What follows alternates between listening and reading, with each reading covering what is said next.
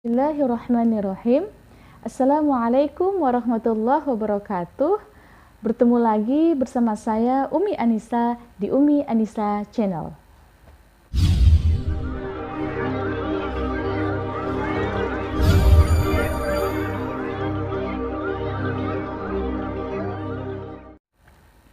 Hamdan wa syukran lillah, salatan wa salaman ala rasulillah.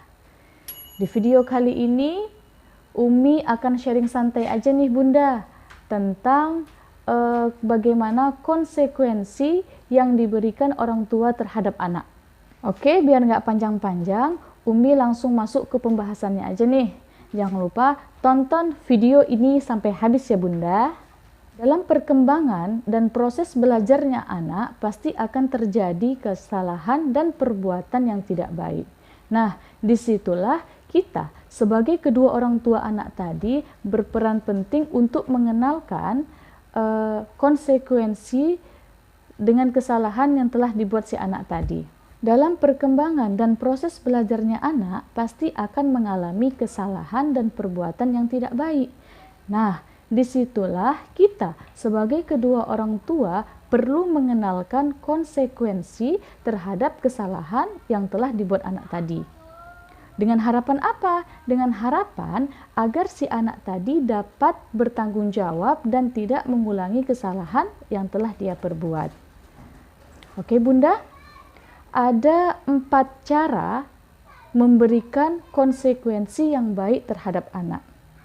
Yang pertama, konsekuensi harus sesuai dengan kesalahan yang dibuatnya.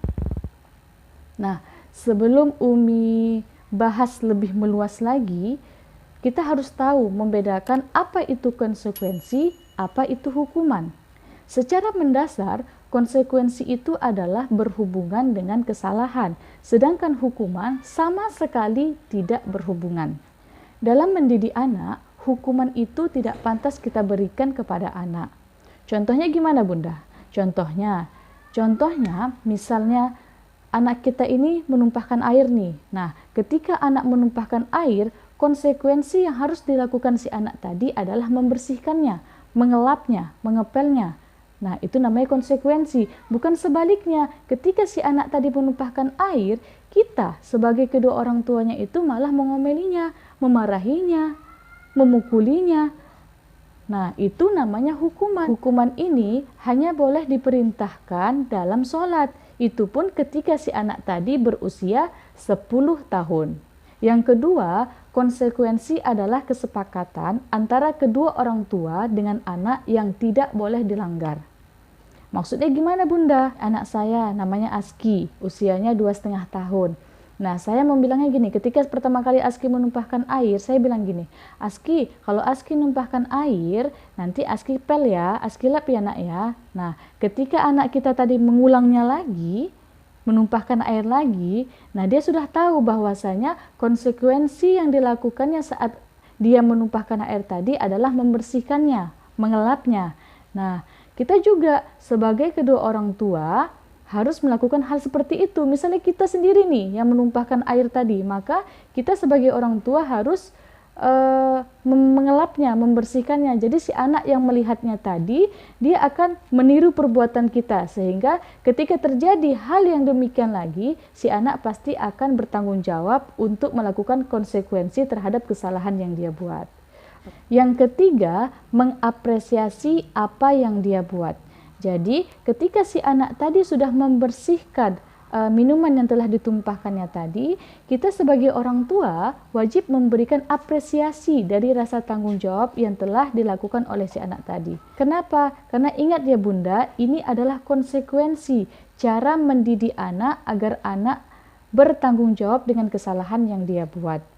Dengan cara apa kita berikannya? Dengan cara kita berikan pujian kepada anak tadi. Agar apa? Agar mental si anak tadi tumbuh untuk selalu tetap bertanggung jawab terhadap kesalahan yang telah dia buat.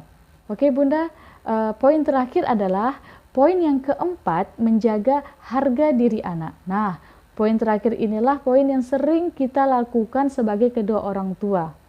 Dalam mendidik anak, menjaga harga diri anak itu sangat penting. Kenapa? Karena kita sebagai orang tua, jangan sampai kita marahi anak tadi, kita bentak anak tadi ketika anak melakukan kesalahan. Apalagi si anak sedang dalam posisi ramai, sedang dalam keramaian. Ketika kita sebagai orang tuanya memarahi anak di depan orang ramai, itulah yang akan menjatuhkan harga diri seorang anak. Oke Bunda, hindari memarahi anak saat anak melakukan kesalahan. Apalagi si anak tadi sedang dalam keadaan ramai. Oke Bunda, inilah sharing santai dari Umi. Bila video ini bermanfaat, boleh Bunda like dan share ke teman-teman Bunda lainnya. Bila ada pertanyaan, boleh Bunda tulis di kolom komentar di bawah ya. Dan jangan lupa dukung terus Umi dengan cara subscribe channel ini ya, agar Umi makin semangat nih menebarkan ilmu-ilmu parenting lainnya. Terima kasih.